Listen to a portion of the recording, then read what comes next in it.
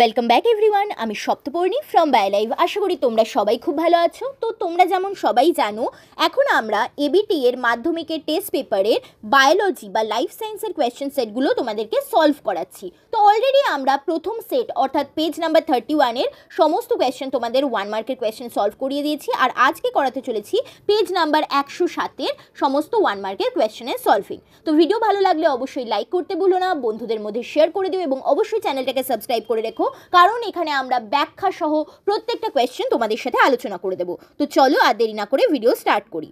দেখো first question কি বলছে, লজ্জাবতীর পাতা স্পর্শ করলে নুইয়ে পড়ে। এটা কি ধরনের চলন? এটা আমরা সবাই জানি, এটা হলো সিজমোন্যাস্টিক চলন। So correct answer option B.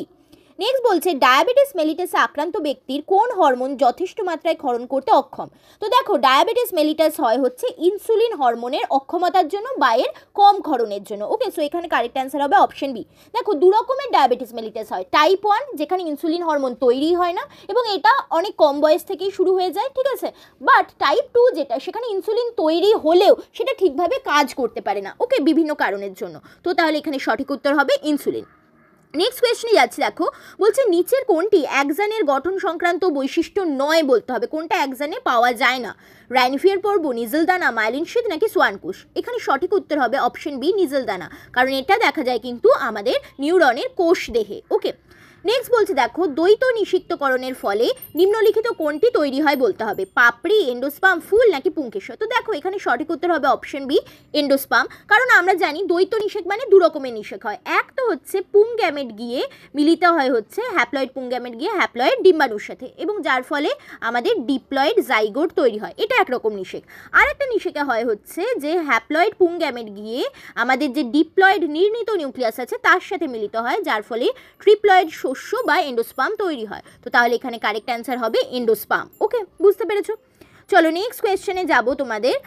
Next question বলছে দেখো তুমি মাইটোসিস কোষ বিভাজনের একটি দশায় ভগিনী ক্রোম্যাটিড দুটিকে আলাদা হতে দেখলে, তাহলে এটা কোন দশা তোমাকে বলতে হবে। তো দেখো আমরা জানি যে আমাদের যে ক্রোমোজোম হয় তার দুটি ক্রোম্যাটিড থাকে এবং এই ক্রোম্যাটিড বাহু দুটি একে অপরের থেকে আলাদা হয় কোন দশাতে? অ্যানাফেজ দশাতে। তো তাহলে এখানে সঠিক উত্তর হবে option B, anaphase. Okay, got it. চলো নেক্সট কোয়েশ্চেনে যাচ্ছি। বলছে মানব বিকাশের 10 থেকে 19 বছরের পর্যায়কে কি বলা হয়? দেখো 10 থেকে 19 বছর বয়স হচ্ছে আমাদের অ্যাডোলেসেন্স পিরিয়ড, যেটার মধ্যে দিয়ে অলরেডি তোমরা যাচ্ছ, এবং এটাকে বলা হয় হচ্ছে বাংলায় বয়ঃসন্ধি। চলো নেক্সট কোয়েশ্চেনে যাচ্ছি।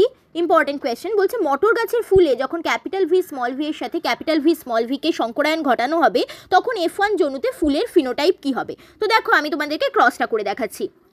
কি বলেছে? ক্যাপিটাল ভি স্মল ভি এর সাথে তোমাদেরকে ক্যাপিটাল ভি স্মল ভি এর ক্রস করাতে বলেছে। দেখো ক্যাপিটাল ভি হচ্ছে ভায়োলেট বা বেগুনি কালারের ফুলের জন্য দায়ী এবং এটা হচ্ছে প্রকট বৈশিষ্ট্য, আর স্মল ভি হচ্ছে মটর গাছের সাদা রঙের ফুলের জন্য দায়ী এবং এটা হচ্ছে প্রচ্ছন্ন বৈশিষ্ট্য। তার মানে বুঝতেই পারছো বেগুনি রঙের ফুল হতে গেলে ক্যাপিটাল ভি হতে হবে বা ক্যাপিটাল ভি স্মল ভি এই জিনোটাইপ হতে হবে, কিন্তু সাদা বর্ণের ফুল হতে গেলে একরকমই জিনোটাইপ হবে, সেটা হচ্ছে স্মল ভি। তো চলো ক্রসটা এবার করি। দেখো আমরা উপরে লিখবো হচ্ছে এটার জন্য দু রকম গ্যামেট পাবো, একটাতে ক্যাপিটাল ভি থাকবে একটাতে স্মল ভি থাকবে, আর এটার জন্য দুটো গ্যামেট পাবো, যেটা সাইডে লিখবে একটা ক্যাপিটাল ভি হবে একটা স্মল ভি হবে। তাহলে প্রথমটা হচ্ছে ক্যাপিটাল ভি মানে এটা বেগুনি কালারের ফুল, পরেরটা ক্যাপিটাল ভি স্মল ভি মানে এটাও বেগুনি ফুল, পরেরটা ক্যাপিটাল ভি স্মল ভি মানে এটাও বেগুনি ফুল, কিন্তু তারপরেরটা স্মল ভি মানে এটা হচ্ছে সাদা ফুল। তার মানে চারটের মধ্যে তিনটে হচ্ছে বেগুনি, একটি হচ্ছে সাদা। তো কারেক্ট অ্যান্সার হবে তাহলে অপশন ডি, 75% বেগুনি এবং 25% সাদা ফুল পাওয়া যাবে। ওকে, বুঝতে পেরেছো? চলো নেক্সট কোয়েশ্চেনে এবার আমরা যাব। বলছে থ্যালাসেমিয়া রোগ সম্পর্কে নিচের কোন বক্তব্যটি সঠিক নয় বলতে হবে? কি বলেছে? এটি একটি অটোজোম বাহিত রোগ, একদম কারেক্ট, 11 এবং 16 নম্বর অটোজোমের জন্য হয়। নেক্সট আবার বলছে এটি সেক্স ক্রোমোজোম বাহিত রোগ, এটা তো একদমই নয়, সো এখানে ভুল হবে তাহলে অপশন বি। ওকে, চলো নেক্সট কোয়েশ্চেনে যাচ্ছি। নেক্সট কোয়েশ্চেন বলছে ঘোড়ার আদিম জীবাশ্ম কোনটি? ইওহিপ্পাস, প্লিওহিপ্পাস, মেরিচি নাকি ইকুয়াস? এখানে সঠিক উত্তর হবে ইওহিপ্পাস। নেক্সট বলছে বিশুদ্ধ কালো গিনিপিগের জিনোটাইপ কত? দেখো কালো হচ্ছে আমাদের প্রকট বৈশিষ্ট্য এবং কালোকে আমরা ক্যাপিটাল বি দিয়ে ডিনোট করি। এবার তোমাকে বলেছে বিশুদ্ধ কালো, তার মানে বিশুদ্ধ কালো হতে গেলে অবশ্যই ক্যাপিটাল বি জিনোটাইপ হতে হবে, আর যদি শঙ্কর কালো বলতো তাহলে হতো ক্যাপিটাল বি স্মল বি, আর সাদা বললে হতো স্মল বি। ওকে, তাহলে এখানে কারেক্ট অ্যান্সার হবে অপশন সি, ক্যাপিটাল বি। বুঝতে পেরেছো? চলো নেক্সট কোয়েশ্চেনে যাব। বলছে অর্জিত বৈশিষ্ট্যের বংশানুসরণ এই তত্ত্বের প্রবর্তক কে? তো এটা বলেছিলেন হচ্ছে বিজ্ঞানী ল্যামার্ক, সো এখানে কারেক্ট অ্যান্সার হবে তাহলে অপশন বি। নেক্সট বলছে ফাইলোক্ল্যাড দেখা যায় কোন উদ্ভিদে? ফাইলোক্ল্যাড দেখা যায় ক্যাকটাসে, যেখানে এর যে কাণ্ড সেটা পাতায় রূপান্তরিত হয়, ঠিক আছে, এবং তার মধ্যে রসালো পাতা হয়, জল মানে সংগ্রহীত থাকে।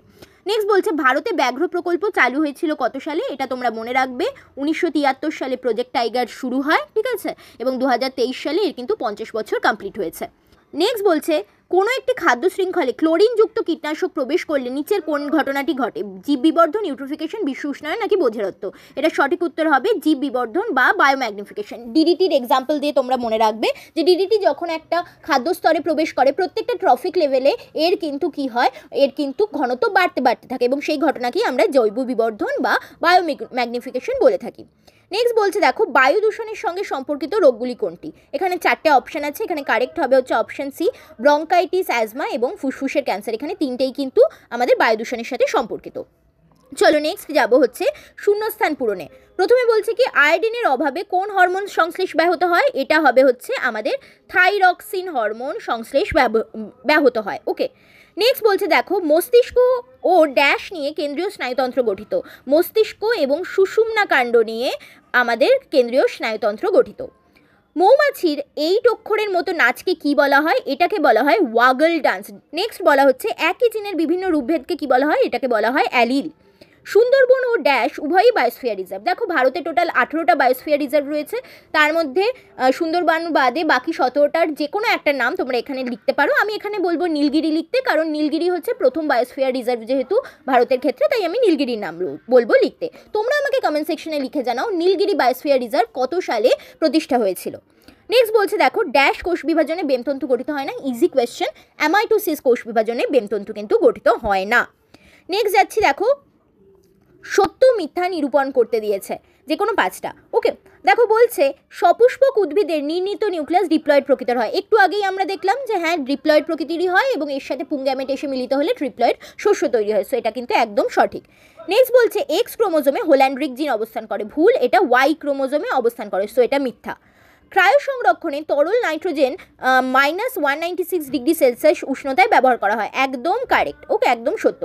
শব্দ দূষণের কারণে সিওপিডি হয় না? ভুল, এটা বায়ু দূষণের কারণে হয়, ঠিক আছে, এটা ফুসফুসের রোগ, যেটার ফুল ফর্ম হচ্ছে ক্রনিক অবস্ট্রাকটিভ পালমোনারি ডিসঅর্ডার, ঠিক আছে। সো এটা কিন্তু শব্দ দূষণের জন্য হয় না, বায়ু দূষণের জন্য হয়ে থাকে। সো এটা কিন্তু মিথ্যা। নেক্সট পেক্টোরালিস মেজর পেশিটি পাখির উড্ডয়নে মুখ্য ভূমিকা পালন করে। একদম কারেক্ট, ঠিক আছে। তোমরা 3টে পেশির নাম মেনলি জেনে থাকো, পেক্টোরালিস মেজর, মাইনর এবং কোরাকোব্রাকিয়ালিস, যার মধ্যে অবশ্যই এরা 3জনই কিন্তু উড্ডয়নে ভূমিকা পালন করে থাকে। নেক্সট বলছে চোখের ডাক্তাররা চোখ পরীক্ষার পূর্বে অনেক সময় এপিনেফ্রিন হরমোন প্রয়োগ করেন। হ্যাঁ দেখো, চোখ পরীক্ষার আগে এপিনেফ্রিন ইউজ করা হয় যাতে চোখের যে পিউপিল বা তারারন্ধ্র রয়েছে সেটা প্রসারিত অবস্থায় থাকে, যার ফলে কি হয় চোখের ডাক্তার চোখ দেখতে গেলে কিন্তু ভালোভাবে দেখতে পারবেন। শুধু চোখের পরীক্ষার জন্যই নয়, গ্লুকোমার জন্য এটা ইউজ করা হয়, বা ক্যাটারাক্ট ছানির সার্জারি যখন করা হয় তখনও কিন্তু এটা ইউজ করা হয়। সো এটা কিন্তু সত্য। ওকে, চলো নেক্সট কোয়েশ্চেনে যাচ্ছি। বিসদৃশ্যটা বেছে নিয়ে বলতে হবে কি কি আছে। গ্লসোফ্যারিঞ্জিয়াল, অকিউলোমোটর, ট্রাইজেমিনাল এবং অক্সিটোসিন।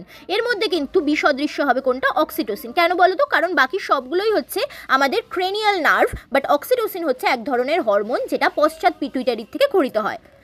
নেক্সট কোয়েশ্চেন বলছে ইম্পর্টেন্ট কোয়েশ্চেন, কেবলমাত্র হেমিজাইগাস অবস্থায় হিমোফিলিয়া রোগের প্রকাশ ঘটার কারণ কি? দেখো হিমোফিলিয়া হচ্ছে একটা এক্স ক্রোমোজোম ঘটিত প্রচ্ছন্ন রোগ, অর্থাৎ এখানে আমাদের 2 রকমের অ্যালিল হয়। এক হচ্ছে x to the power capital H যদি বলি, এটা ধরে নাও স্বাভাবিক অ্যালিল, আর একটা হচ্ছে x to the power small H, যেটা হচ্ছে যে অ্যালিলটা থাকলে তোমার হিমোফিলিয়া হতে পারে। এবার যেহেতু হিমোফিলিয়া একটা প্রচ্ছন্ন রোগ, তার মানে বুঝতেই পারছো মেয়েদের ক্ষেত্রে যখন 2টি এক্স ক্রোমোজোমেই এই স্মল এইচ অ্যালিলটা থাকবে, হিমোফিলিক অ্যালিল বা মিউটেটেড অ্যালিল থাকবে, তখনই কিন্তু একমাত্র রোগ হবে। বাট ছেলেদের ক্ষেত্রে এটা তাহলে কি হোমোজাইগাস অবস্থাতেই মেয়েদের কিন্তু রোগ হয়। হেটেরোজাইগাস অবস্থায় যদি থাকে x capital H x small H, তখন সে কিন্তু বাহক হয়ে যায়। শুধুমাত্র হোমোজাইগাস অবস্থাতেই মেয়েদের হিমোফিলিয়া রোগ হয়। কিন্তু ছেলেদের ক্ষেত্রে যেহেতু একটাই এক্স ক্রোমোজোম থাকে এবং সেটাতেই যদি এক্স স্মল এইচ অ্যালিলটা থাকে, তাহলেই কিন্তু ছেলেরা রোগগ্রস্ত হয়ে যাবে। অর্থাৎ ছেলেদের ক্ষেত্রে এই অবস্থাটাকে বলা হয় হচ্ছে হেমিজাইগাস অবস্থা, এবং ছেলেরাই কিন্তু একমাত্র হেমিজাইগাস অবস্থায় হিমোফিলিয়া রোগে আক্রান্ত হতে পারে।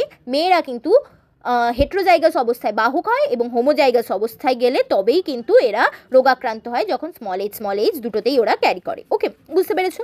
চলো নেক্সট কোয়েশ্চেনে যাব। নেক্সট কোয়েশ্চেন বলছে প্রথম শব্দের জোর বুঝে দ্বিতীয় শব্দের জোর শূন্যস্থান পূরণ করতে হবে তোমাদেরকে। ওকে, নেক্সট কোয়েশ্চেনটা বলছে দেখো যে যদি প্রাণী কোষে ক্লিভেজ হয় তাহলে উদ্ভিদ কোষে কী হয়? উদ্ভিদ কোষে কোষপাদ গঠন হয়। ওকে, নেক্সট আরাবাড়ি অরণ্য কোথায় অবস্থিত? এটি কিন্তু পশ্চিম মেদিনীপুরে অবস্থিত, যেটা জয়েন্ট ফরেস্ট ম্যানেজমেন্টের প্রথম হয়েছিল হচ্ছে আমাদের আরাবাড়ি অরণ্যে পশ্চিম মেদিনীপুরে শালগাছি সংরক্ষণকে কেন্দ্র করে। নেক্সট বলছে পায়রার বায়ুথলির একটি অভিযোজনগত গুরুত্ব লেখো। দেখো পায়রার শরীরে টোটাল 9টি বায়ুথলি থাকে, যার মধ্যে কিন্তু গ্যাস থাকে। এবার দেখো পায়রাকে যেহেতু বাতাসে উঠতে হয়, ওর শরীরকে ভীষণ হালকা হওয়ার প্রয়োজন, যে জন্যই কিন্তু ওর অস্থির মধ্যে অস্থিমজ্জা থাকে না, অনেক অর্গানস একটা একটা করে থাকে। তেমনই পায়রার শরীরে এই বায়ুথলিতে থাকা গ্যাসগুলো কিন্তু পায়রার শরীরকে যেমন হালকা করে, তেমনই হালকা করার মাধ্যমে ওর উড্ডয়নেও সাহায্য করে, মাটি থেকে উপরে উঠতে ওকে সাহায্য করে সহজে। তো এটাই হচ্ছে ওর অভিযোজনগত গুরুত্ব। নেক্সট বলছে নিচের 4টি বিষয়ের মধ্যে 3টি একটি বিষয়ের অন্তর্গত, কোনটা বলতে হবে? আছে ইন্দো বার্মা, পশ্চিমঘাট ও শ্রীলঙ্কা, হটস্পট সুন্দরল্যান্ড। দেখো বাকি 3টেই কিন্তু আমাদের ভারতে অবস্থিত 3 রকমের হটস্পট। একটির কথা এখানে মেনশন করা নেই, কোনটা সেটা তোমরা নিচে কমেন্ট সেকশনে লিখে জানাবে। সো এখানে কমন ওয়ার্ড হচ্ছে হটস্পট। চলো নেক্সট কোয়েশ্চেনে যাচ্ছি। নেক্সট কোয়েশ্চেন বলছে মাইলিন সিদের একটি কাজ লেখো। দেখো মাইলিন সিদ আমরা দেখতে পাই হচ্ছে আমাদের যে নিউরন থাকে তার একজনের গায়ে থাকে হচ্ছে এরকম মাইলিন শিট, ঠিক আছে, এরকম মাইলিন শিট থাকে। তো বুঝতেই পারছো এই যে মাইলিন শিট রয়েছে সেটা কিন্তু এক তো হচ্ছে আমাদের নিউরনের যে অ্যাকশন সেটাকে প্রোটেক্ট করছে, অর্থাৎ রক্ষণাত্মক কাজ করছে। সেকেন্ড হচ্ছে এটা অ্যাকশনকে ইনসুলেশন করছে, তাহলে এটা একটা ইনসুলেটিং পর্দা হিসেবে কাজ করছে। এবং থার্ড যেটা সেটা হলো যে এই মাইলিন শিট ইনসুলেটিং পর্দা থাকার জন্য কি হয়, আমাদের যে স্নায়ু স্পন্দন সেটা কিন্তু এই মাইলিন শিটে যায় না। র্যানভিয়ার পর্বগুলো মাইলিন শিটের মাঝখানে এই যে গ্যাপ সেটাকে বলা হয় র্যানভিয়ার পর্ব। এই র্যানভিয়ার পর্বের মাধ্যমে কিন্তু সল্টেটারি কন্ডাকশন বা ডিগবাজি খেয়ে খেয়ে তাড়াতাড়ি এক নিউরন থেকে অন্য নিউরনে পৌঁছে যায়। তার মানে মাইলিন শিট থাকার জন্যই কিন্তু ডিগবাজি বা সাল্টেটারি কন্ডাকশন হয় স্নায়ুস্পন্দনের, এবং যার ফলেই কিন্তু স্নায়ুস্পন্দন দ্রুত একটি নিউরন থেকে অন্য নিউরনে পৌঁছাতে পারে। তাহলে টোটাল 3টে কাজ পেলেন মাইলিন শিটের। এক তো রক্ষণাত্মক কাজ, সেকেন্ড হচ্ছে তোমাদের এটাকে ইনসুলেশন দিয়ে রাখে একজনকে, এবং থার্ড হচ্ছে স্নায়ুস্পন্দনকে দ্রুত পরিবহনে সাহায্য করে নোড অফ র্যানভিয়ারের মাধ্যমে। ওকে, নেক্সট কোয়েশ্চেন বলছে দেখো উটের লোহিত রক্তকণিকার একটি বৈশিষ্ট্য লেখো। দেখো উটের লোহিত রক্তকণিকার ডিম্বাকার প্রকৃতির হয়, যার ফলে কিন্তু এটা উট যখন অনেক দিন বাদে অনেকটা জল একসঙ্গে খেয়ে নেয় তখন সেই জলের চাপকে সহ্য করতে পারে, ঠিক আছে, এবং সহজেই ডিম্বাকৃতি হওয়ায় সহজেই কিন্তু ব্লাড ভেসেলের থ্রু দিয়ে রক্তবাহের থ্রু দিয়ে প্রবাহিতও হতে পারে। চলো লাস্ট যাচ্ছি স্তম্ভ মেলানো তোমাদের। দেখো প্রথমে বলেছি জগদীশ চন্দ্র বসু, এটার সাথে যাবে হচ্ছে ক্রেস্কোগ্রাফ, কারণ উনি ক্রেস্কোগ্রাফ যন্ত্র আবিষ্কার করেছিলেন। ওয়াই ক্রোমোজোমের সাথে যাবে হচ্ছে অ্যালোজোম, কারণ ওয়াই এবং এক্স ক্রোমোজোম যাদেরকে আমরা সেক্স ক্রোমোজোম বলি তাদের একত্রে অ্যালোজোম বলা হয়। পিত বিন্দুর সাথে যাবে ফোবিয়া সেন্ট্রালিস, কারণ পিত বিন্দুর একদম সেন্ট্রাল পয়েন্টটাকে বলা হয় ফোবিয়া সেন্ট্রালিস। 1:1 হবে হচ্ছে এটা তোমাদের টেস্ট ক্রসের রেশিও। এক সংকর জননের টেস্ট ক্রসের রেশিও হচ্ছে 1:1, এবং আরেকটা মনে রাখবে দ্বিসংকর জননের টেস্ট ক্রসের রেশিও হচ্ছে 1:1:1:1। ওকে, 4টে 1 থাকবে। চলো নেক্সট যাচ্ছি 2 প্রকোষ্ঠযুক্ত হৃৎপিণ্ড। এটা কোথায় দেখা যায়? এটা মাছেদের ক্ষেত্রে দেখা যায়। আমাদের যেমন 4 প্রকোষ্ঠযুক্ত তেমন ওদের কিন্তু হচ্ছে 2 প্রকোষ্ঠযুক্ত। লাস্ট হচ্ছে এন্ডেমিক প্রজাতি। এন্ডেমিক প্রজাতি তোমরা কোথায় দেখতে পাবে? অবশ্যই তোমরা হটস্পটে এন্ডেমিক প্রজাতি দেখতে পাবে। ওকে, কারণ হটস্পটের 3টে ক্রাইটেরিয়া আছে, তার মধ্যে একটা ক্রাইটেরিয়ার মধ্যে পড়ে হচ্ছে সেখানে এন্ডেমিক প্রজাতি থাকতেই হবে। তাহলে এখানে বুঝতেই পারছো অপশন জি যেটা কায়াজমা, এটা কারোর সাথে কিন্তু ম্যাচ হলো না। ওকে, তো এই ছিল আমাদের 107 নাম্বার পেজের সমস্ত 1 মার্কের কোয়েশ্চেনের তোমাদের অ্যান্সার করে দিলাম আমি। ভিডিও ভালো লাগলে অবশ্যই লাইক করতে ভুলো না, ভিডিওটাকে বন্ধুদের মধ্যে শেয়ার করে দেবো, এবং অবশ্যই চ্যানেলটাকে সাবস্ক্রাইব করে রেখো, কারণ রোজ তোমাদের জন্য আমি কিন্তু এরকম ব্যাখ্যা সহ কোয়েশ্চেন অ্যান্সার ডিসকাশন করে দেবো। Thanks for watching and happy learning.